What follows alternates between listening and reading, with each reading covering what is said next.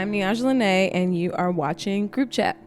I'm here today with two very, very, very long time friends, Candice and Carmen Hoffmeister. Hey. Hi. I'm going to give you a backstory. So we Lord. all went to high school at Oakland School for the Arts, Performing Arts High School.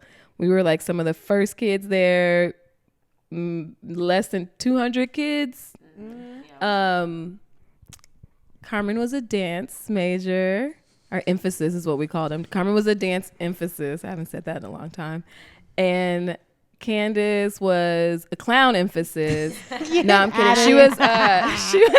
She was acting emphasis. Yes. And I was vocal music. Yes. And we have stayed friends throughout the years since that was like 50 years ago. So Man, that was a long Yeah, time ago. real friends. Yeah. And now they are living their adult lives. Whatever that doing means. Yeah, whatever. I don't know what they do. No, I'm kidding. Yeah, going to school, working, still working on their arts and being creative. Thank you guys for coming, because I know, especially you, Candice, you guys don't like typically, just go out and share your thoughts and opinions on video. True. You're not looking for that attention, but I really wanted to have you guys on because we have a lot of really meaningful conversations just hanging out. And I would love to share that energy on Group Chat. Let's do it. So one of the things that I want to start off with, you and I met at Echo Park Lake like a few weeks ago. Yes, we did. And we ended up talking about perspective when it comes to communicating with people. You were saying something along the lines of like, there's a lot of miscommunication that happens because people come from, I'm trying to like word your thing that you taught me, but I'm going to try my best and then I'm going to let you take it away. But basically what I got from it was you were saying that a lot of people are all of us get our wires crossed with each other when we're trying to communicate because we have different experiences and different truths. So my experience about something may be completely different from the person that I'm talking to, but it's true to me and their truth is true to them. And then we may not really be able to. Well, that will make it that. hard to communicate. Yeah. At that point. Because yes, we get our perspectives through our experiences. That's just how it is. And so if I strongly believe something because I know that to be true and you come with an alternative view, I may not necessarily be as open to hearing your view because I'm like, you don't know what you're talking about because that's never been my experience. Right. And sometimes I don't think we think about it like that, but I think that is where people are not necessarily able to cross paths because I'm on my path, you're on your path, and we just view the world completely different. And you have to, I think in some instances, you have to want to understand somebody else. True. In order to fully understand somebody else. So when a lot of the times when this happens, it's usually like a touchy subject, whether it's small or big. Extremely, yep. So how the hell do you want to understand someone when your emotions are starting to creep in and you're like, but this is my experience and I went through so much and I remember and all these things are coming up. When I was how do you dig down past that and like dig up the desire to understand the other person? Well, it's not easy at all. And it also, it's relative, I think. It all depends. Do I want to understand you is the first question. Like, do I care enough? Honestly, Yeah. because we're all busy people. We're all adults. I don't have time to like explain my experience to every person that I've met or even really honestly care about how you feel. But like you said, when it's a touchy subject, when there are things I think that affect us as a whole, and I just mean a collective, whatever that is at your job or your friends or your community, even the world at some points, I think we have to learn to be patient. That's one. And then also respectful.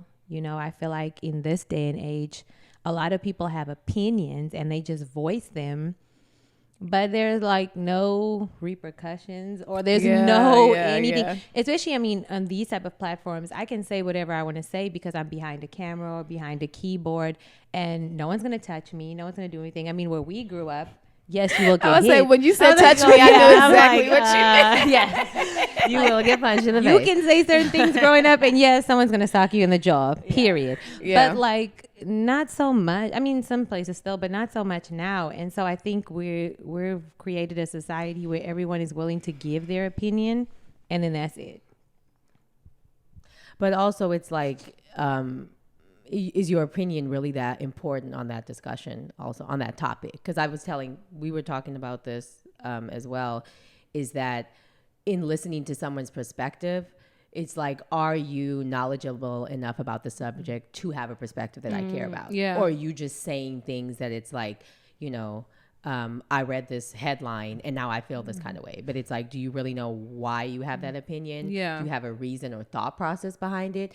Then I'm like, okay, we can have a discussion. Because it's like, I'm a very passionate person and I'm very passionate about the things I believe. But it's because I take the time to think and read and, you know, like, get multiple perspectives to have an opinion. Yeah. So if you're just someone that wakes up and it's like, whatever I think is important, whatever I think is validated just because I feel that way, a lot of times it's a hard time to have a discussion. It's like, again, do I even want to engage with someone like that? When it's like, especially if I ask you like, okay, well, why do you think that? And it's like, oh, well, my mom told me that, or I read this article, or I did that. So it's like, so you've never thought about why you believe about the things that you do. So, you know, so it's like there's also that as well. When I think in this day and age, again, everyone thinks their opinion is so important. Yeah. And everyone cares and needs to hear every thought that they have. And it's like, no, that's not the case. Damn. No, I'm serious. So it's just like, shut your mouth. It's very true. It's very true. To me, that's my thing is like, if we're going to engage in a conversation, I'm going to ask you questions. And if I just realize that it's like, okay, you have no idea what you're talking about, then I'm like, all right, this is not worth me having a discussion about. Or if it's like, you are closed-minded or it's like you're dismissive. Because I feel like another thing is that even though I may not agree with your experience, I don't live the world through the world the way you do. Right. Especially if like you're a different gender or race or we come from a different area. So I may not agree with you, but I can't be dismissive of your experience. So it's like starting there to be like, if I say one thing, you can't be like, no, that's not true. You don't know that because that's my experience, that's my perspective.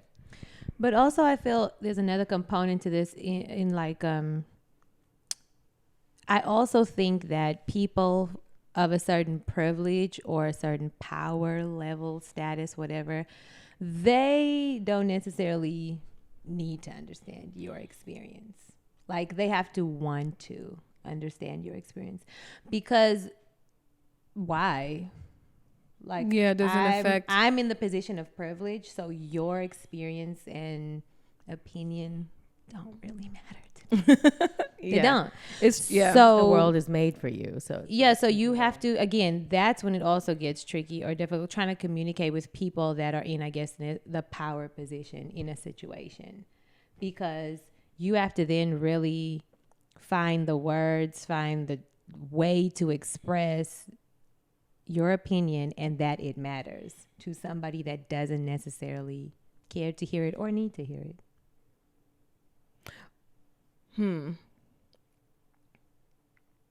I guess, I don't know, maybe I've become like, fuck them. Like, no. Maybe not saying that it's like, am I going to explain this to that person or am I going to fight for, like, nah, we just going to, that's the point. I'm just going to connect with the people who get it. Exactly. And we are going to put our resources together and make it happen. But I don't know. I understand where you're coming from with that. And I understand how it can be really frustrating. Mm-hmm. And we come into contact with so many different types of people in our daily lives and things that we have to do is kind of like, and sometimes you have to have those discussions. Yeah. Like, especially with like, I mean, this is a funny thing, but it's like with people touching your hair and it's like, okay, I understand that it's like, oh, you know, it's like, that's the reaction. It's like certain people, it's like, I need to teach you and let you know that it's not appropriate just to walk up on someone. I'm not a dog. And start touching their hair. But for them, it's just like, oh my God. You know what I mean? So it's kind of just like in certain situations, you can't help like but have to address certain things. Because if we're at work and you walk up to me and it's like you start, it's just like, okay,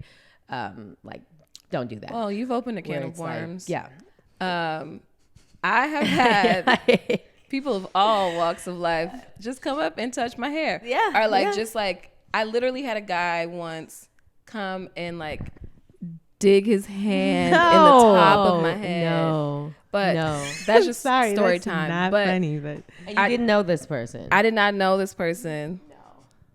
No. He was trying to check to see if my hair was real, to keep it 100. Like, he was really trying. I'm like, wow. You wanna fight? Wow. Wow. But we didn't fight. But on the hair tip, I worked in a lot of offices. Not a lot of offices. I worked corporate jobs.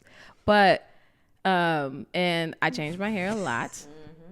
Or have changed my hair a whole lot. And I remember this one place I worked, every time I would change my hair, literally like every single person in the office had to come by my desk and say something to me about my fucking hair. To the point where like I told the people I was closest to, and I feel like they spread the word, like, hey guys, I like am so exhausted. like I'm just changing my hair because I want to change my hair. This is not like an activity for the office. Right. Like, just let me come in, do my job, and go home. How is Neijah walking through the door today? Yeah. Oh my God, like you changed your hair. Oh my God, like it's like so long now. Or like, how did you put your hair in a ponytail? Whoa, you have a bun in your hair? Wow, like how did you do that? Is that like you had an afro last week. What? Yeah. But again, in those situations, you're forced to kind of address those things, and especially in a work environment. No, I don't. The lines can. I'm like, what do you mean? This is just my hair. You're just like, how do you get your hair like that? I wet it. It grows overnight. No. What do you mean? No, I think there's like an interesting thing about. I guess that makes me think about when people do want to understand your perspective, and it's just not their business. I think someone was like I saw like an interview clip with Megan Thee Stallion, and someone was like, lace front or is that a lace front or is that a wig or a weave? And she was like, none of your business. It's like, what the hell? But I mean, but it's also but in certain environments, like it's also something where it's like, it's not my job to be the liaison for the Black community or to teach you about certain things. Like I'm coming to work. I'm not coming here. It's just like, and again, you can have those discussions, but that's not part of my job title to teach you how to interact with Black people. Sometimes it's not a part of my job. And I just want to, or just in general. Now there's certain things where it's like, I'll tell people, again, if like you said, you told your friends, like, I don't really like that. I don't really do that. But it's like, it's not like, okay, if we want the Black perspective, let's go to Neijah, because it's like, like it's, in school, you know what I mean? It's like, I'm not the representative too, but but in it's school, like, no. it's like when we moved after we went to OSA, we did I did 2 years there, and then we moved to Denver, Colorado, to a predominantly white school and an affluent school as well, which were two totally different experiences than I've ever had. And I mean, when we're in history class and anything about anything Black, slaves, anything, it's almost like so Candice. What the? Yeah, I know. And I'm sitting in the back texting And on my you're phone, not and now everyone looks at me at the same time. I know you're I'm not like, ignorant and you like you're educated, but you're also like But not it- from Okay, America. so exactly, I'm not from America, but also, why? Like, why do you care? Read the textbook. I don't know. Well, don't read that. Get your information. Different Get perspective. your information from.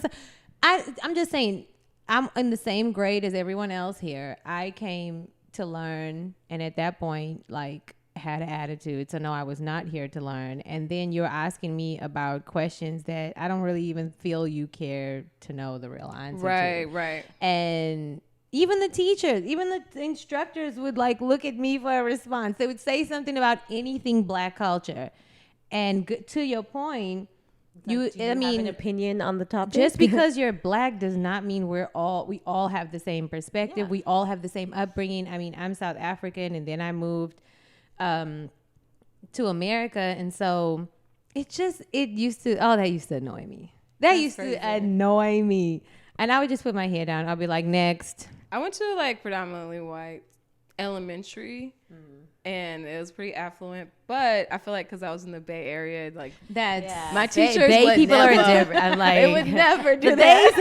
The Bay's a little different. They were so good. My dad used to tell us that when we moved to Berkeley, that was where we moved. That was the first place we moved to in America, and we loved it. Yeah, and he'd be like, "I'm just letting you guys know."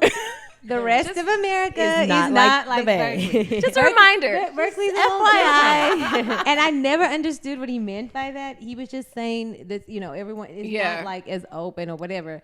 But I feel like that's the then good, I understood. So I was pretty traumatized when I moved out of the Bay Area to LA because I felt like it was extremely segregated. Whereas like in growing up in school, they'd be like, America's a melting pot. And then I'm like, yeah, America is a melting pot. This makes so much sense. This is how everyone around me in Oakland and Alameda, like it feels that way. Yeah. And when I came out here, it was like just a pot.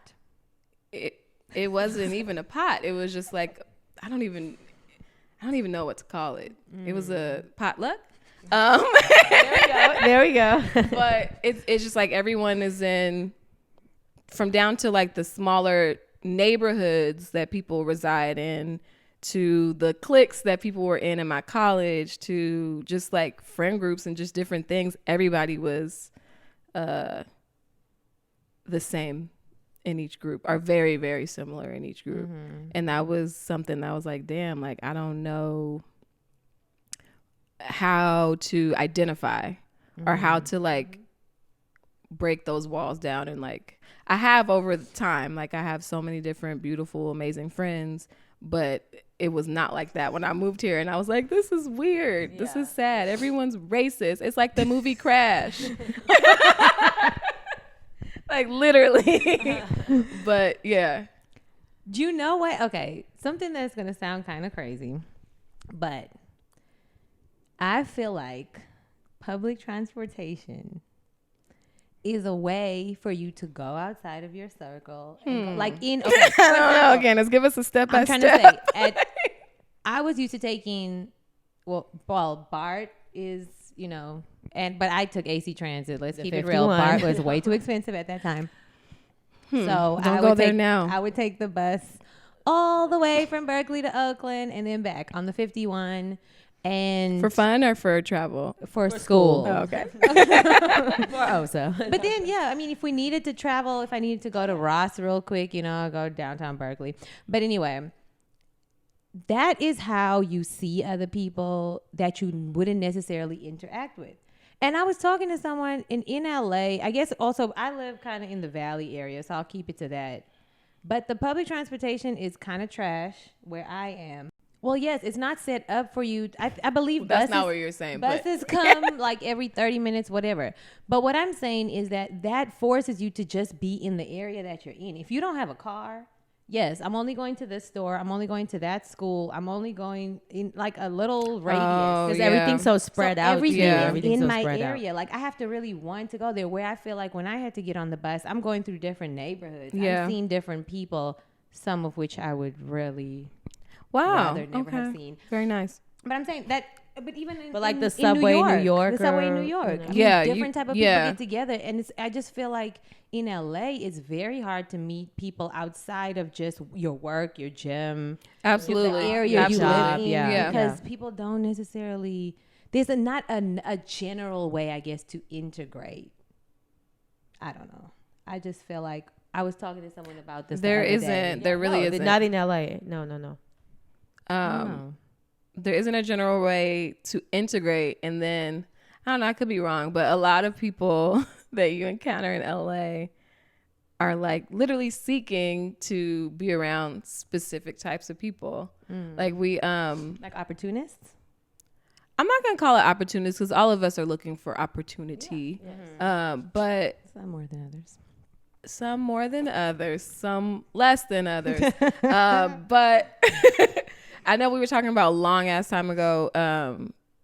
Like when you meet someone, you're like trying to clock them and like departmentalize like, oh, how can this person be helpful to me? True. And you ask like a series of questions. What do you do? Yeah. Who do you know? Yeah. I feel like, I don't even know where I was going with this, but I feel like people, I know it's like hard to get out of your comfort zone in LA, but I also feel like people actively are just like on a mission to keep it a certain way in their own personal lives. And I feel like that also is like the same thing. What makes LA so beautiful is like this is a city where people literally come to live their dreams. So it's like you're meeting people that are like, they believed in themselves so much that they literally packed everything up and came here to live their dreams. And it's like everyone's hustling, everyone's struggling, and it's like there are, you know, the negative side of that is like, again, I came here for opportunity, or it's like gauging people of what they can do for me, or people not really being genuine because you're trying to project, you know, you fake it till you make it type of thing. So it's hard to make genuine connections, but it is also beautiful meeting people that are, again, so passionate about what they do. And it's like, we're in a city where it's like anything is possible here. You know what I mean? Yeah. That's the type of vibe and environment in LA where it may not be the same, you know, in other places around. There's so it's like there is opportunity. Yeah, it's here. like so beautiful. It's not it's like beautiful, that. but it's also very. I love like, you, Bay Area, but it's not time. the same. It's not the same. I would be chilling if I was there. I would be chilling, hanging out with 3 and 4 year olds all the time, and not trying to do probably anything.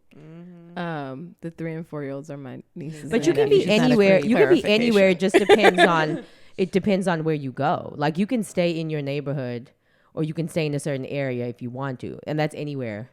You make a decision to go outside of where you're from. Very you know true. what I mean? Because same people, like with when we came. I mean, because we grew up traveling. Like my parents were like, we may not have a lot of money, but I want to give you experiences. So we traveled a lot, met a lot of people, you know, and it's kind of like when we moved to the Bay, and it was like I met people born and raised in Oakland that had never been to San Francisco, and I was like, how? It literally takes a train ride, in my perspective, because it's I'm a just 2-minute train. No, but this is my point. I'm like, how? Or I've met people in LA that have never been to the beach, or they were like the first time. And to me, it's just like that's mind-boggling. Yeah, that it's like literally you can hop on a train and go to San Francisco, or you can drive, or even catch a train to the beach. What do you think that is? Yeah, but it's people's. It's about people being comfortable. A lot of people. Why do I need to go to the You beach? have to like want to leave. No, I'm saying you have to want to experience different things. That's my point. Why you do have I to need want go to the beach? I've never seen the beach. Like all my friends are here. All my family is here. I go to the same comfort places. or is it fear? And are comfort and fear like best friends? I think they go together. But also, if we're talking about the Bay Area, let's just keep it real. I feel like, again, because I really don't know a lot about that as far as LA, but like in the Bay, it's like where you from, you know? I'm from South safety Berkeley, reasons. North You want to Oakland, stay in whatever. your It's neighborhood. very sad. Yeah. For I'm not safety venturing reasons. out to, because I may have to go through this hood to get to another one. Okay, like if I'm taking BART and I got to take the BART, whatever, I may have to go through West Oakland. I'm just saying that could be a reason. Depends on what you're involved in. Also, I'm saying that could be a reason. That is. I That's mean, why no some one's people gonna like stay look in where at they you and be are. like, "She from South Berkeley." No, not necessarily. But I'm saying you don't. Some people do. At least when I spoke to people, like, why don't you go out? Well, that's because I'm from North Oakland, or that's because I'm from East Oakland. I just stay in East Oakland. Okay. There's no why do I need to leave? There's no reason to leave. I'm glad I've never had that conversation with anyone. Really? Yes.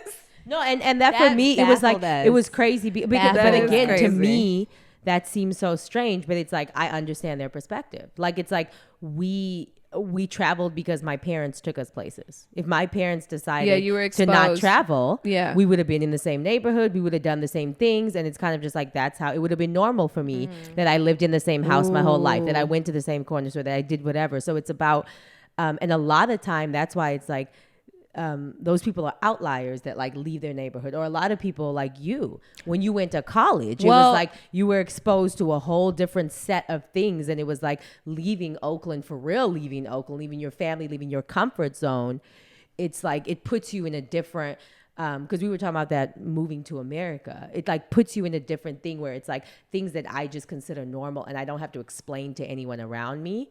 I'm being questioned about, like, not questioned, but it's like different. Because again, we all come from different backgrounds. So I'm like, oh, that's completely normal. And here it's not. So you're taken. So it's like, okay, well, why do you do the things you do? You don't think about, you don't think about those things. Yeah. Now that you're explaining and saying, I remember my own experience being a little girl from East Oakland. I wasn't necessarily not thinking about traveling or experiencing different things. I knew I wanted fashion, music, and all that kind of stuff. But I wasn't really thinking about going outside of the country or trying to plan it or trying to think about what colleges I was going to go to. It was, shout out my family. I love my family. They've always supported me and everything. But it was Mr. Lonnie Berry, who came in, who was the director / principal of our school and the founder of it, who literally would pull me in his office all the time and check in on me and literally told me, you need to expose yourself to this, that, and the other because you're a smart and bright student and you can do all these things. But if it wasn't for him, like literally, he would literally pull me out of class and like give me pep talks. I thought I was doing fine. I was like a straight A student. I'm like, really, you don't want to like talk to someone else? But he like pulled me out of class and like give me pep talks and like talk about thinking in a bigger way and thinking about experiencing new things and exploring and traveling and going for my dreams. And honestly, he was the one who even told me what Loyola Marymount University was, where I went to school. Like I wouldn't have even known it existed if it wasn't for him. I would have never went to Italy, which was the first place I went out of the country, if it wasn't for OSA and Cava Menzies. So yeah, that's being exposed is and having the means to like do things is and see that person important. Was our dad, so like that is that's what he believed. Because also for us it was like when I meet people that don't have a passport, I'm like, how do you not have a passport? Right. But again, same thing, it's like we're immigrants, so it's like we've had, but again, I have family in South Africa that don't have passports. If there's no intention on traveling, why do I need to go get a passport? I didn't get a passport until we did that trip for OSA. No, but exactly, because there was no reason for you to have one. They walked us through it. And all of that. But again, it's about being exposed to, and a lot of people when they become adults, or it's like if they go to college, or at that time is when they go through that like exploration or being exposed. If they go to college. If they do. But that's what I'm saying. So that's why it's like I understand how someone can stay in the same neighborhood and not, because a lot of times people, that possibility isn't even there. Like for me, I am a budget traveler. If you need some tricks I am, because people always like, I don't have money to travel, and I'm like, I will give you right now. I'm like, where do you want to go? We will plan your trip and I'm gonna make it happen. I'm seriously, I am budget. I'm like, I know how to go on a trip. I got a budget. Places I need to throw at you. No, I'm serious. You find, but that's the thing is that she will find you a cheap ticket. People are always like, the best time to book flights are Monday and Tuesday. No, I'm serious. The rates go up. I'm serious. It's your true Tuesday. No. She's Tuesday. like, and by the way, no. Yeah, because rates go up on the weekend. Yeah. Just in general, when you're booking, like when you're buying your ticket, not flying out, when you're buying your ticket, like the airlines. But anyway, but it's just like that. It's like in general, going from having an idea, a concept, and making it fact, or going saying, I'm going to do this. What's the plan? A lot of people are like, oh, I want to do this. I want to do that. I want to do that. It's like, so actually physically doing it. And I always say, I'm like, once you buy that plane ticket, you're trapped. Yeah. So that's the first thing. Buy the ticket and you'll figure everything else out after that. I'm okay. You know what I mean? We're okay. So it's just, Sorry. Just to like bring it on home. It's interesting that this conversation led to traveling and that stuff. But we started out talking about perspective and experience. Obviously there's a lot of self-work that everyone, including us, needs to do to like get stronger at being patient with people and understanding and being empathetic toward other people that don't have the same experience.